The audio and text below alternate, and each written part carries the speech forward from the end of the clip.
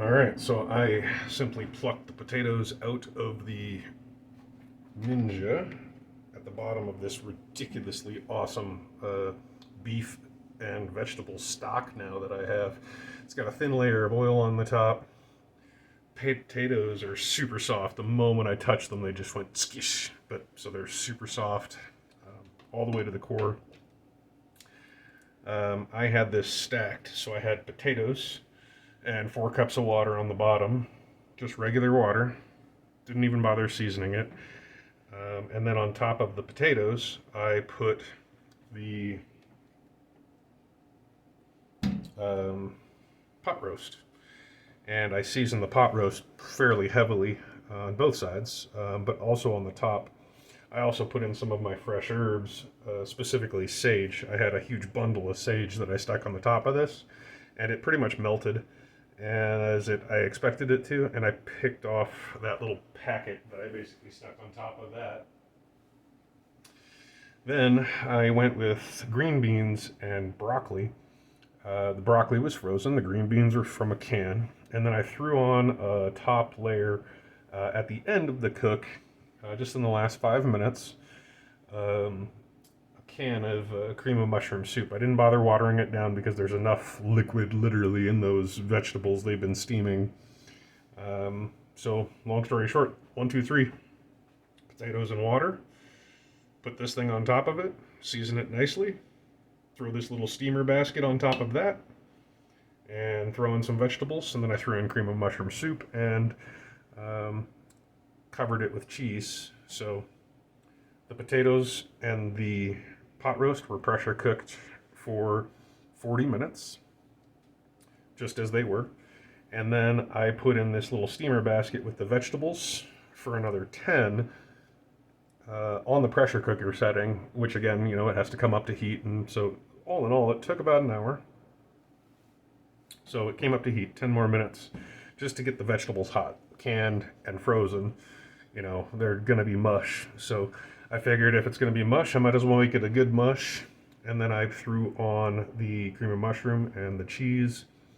And then I used the air fryer setting to give it a nice crisp and heat up that item. I don't know if it drew a lot of the moisture out of the vegetables. I'm sure there's still mush under there, so we'll see what happens. Now, pot roast, it's got several different pieces. This piece right here is the best. This piece right here is definitely the steaky one that you can pull a lot easier. But this piece right here, and this little nugget of fat, that's my favorite piece. And let's see how tender it is. Well, I can tear through all that cartilage with ease, like it just popped. So this is going to be one hunk of tender awesomeness. It's so floppy I can barely get a hold of it. So I'm going to stick that there on my plate with the fat side towards the potatoes, because as the fat goes into the potatoes and the potatoes go into the fat, that's going to be awesome. This big piece I'm going to save just like that in this. I've got my lid already ready to go, but I'm going to switch now from this to a spoon.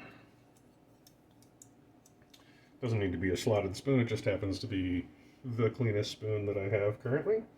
I want to break through that crust, and I can feel it just with ease going through the vegetables beneath it. So I know those veggies are super soft, baby food soft. I get some texture there. I think I feel texture possibly coming from the broccoli, but I'm just going to go ahead and take a scoop of that. And I'm just going to get it there on my plate. Now the rest of this is in the steamer pan, as I mentioned. It's got holes in the bottom. I stuck it in a pie dish just because I wanted to, keep it, not dripping and what have you. And obviously for this presentation, there's a piece of broccoli that just doesn't want to leave me alone. What I'm going to do now, check this pan. Should already be cool. It's aluminum. I'm just going to scoop under, and I want to get that cheese. You can hear it crispified on the sides there. Actually, there is still some texture left in those green beans too. They're mushy, that's for darn sure. Fresh would have been a lot better in this steaming scenario. They would have held up a lot better. Canned is already squishy, and frozen broccoli, I mean, come on. see if I can scoop this out. Just get it right in there. This little flap of cheese is great because I can just reach under it. Comes up in one big old fell swoop. And now I'm going to get this in there. Broccoli and green beans. And that little flap that I just grabbed, let's just put that right back over the top so it maintains a little bit of its presentation. So there, I've got my leftovers, I got my thing, got my dirty stuff all up in here. I love this mechanism. It's great for lifting things out of a Ninja or a, the other one, the Ninja Foodi XL or the Instapot. They're just very basic, you know, got a little hook on them. You can just reach in there and grab the thing on the bottom, grab the tray, grab the pan, grab the whatever it happens to be. You can even use it to grab, you know, pieces of steak. You can get underneath it and around it. It's a great, useful, very cheap plastic tool. So there's my dirty dishes. There's my leftovers. And that's that.